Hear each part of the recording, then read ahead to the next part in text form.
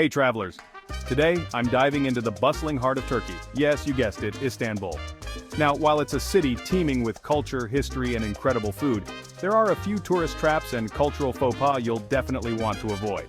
So, let's get into the top things not to do in Istanbul. First up, never buy a Turkish carpet on your first day. These beautiful pieces can be quite the investment, and it's easy to get swept up in the moment. Give yourself a few days to understand the prices and quality.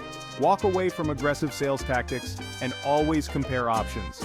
This way, you'll not only get a better deal, but also a story to tell about your perfect find.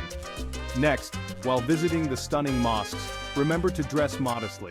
For both men and women, this means covering your shoulders and knees. And ladies, don't forget a scarf for your head. It's all about showing respect for the culture and the sacred spaces you're exploring. Oh, and when you're wandering through the vibrant streets, steer clear of the street-side seafood and tourist hotspots. I know it's tempting, but trust me, your stomach will thank you later. Instead, ask locals where they eat. This is where you'll find the real delicious flavors of Istanbul. Now here's something you might not think about.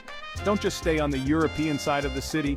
The Asian side has its own unique charm and fewer tourists. Take a ferry, enjoy the scenic ride, and explore areas like Kadıköy or Moda. You'll see a different side of Istanbul life, literally. And finally, do not leave Istanbul without trying the traditional Turkish tea or coffee. But remember, sipping slowly is the way to go. It's not just about the taste, it's about the experience, the moment, and the conversation. So, keep these tips in mind, and you're sure to have a much richer experience in Istanbul. Avoid the common pitfalls, embrace the local lifestyle, and above all, enjoy every moment. Safe travels, everyone!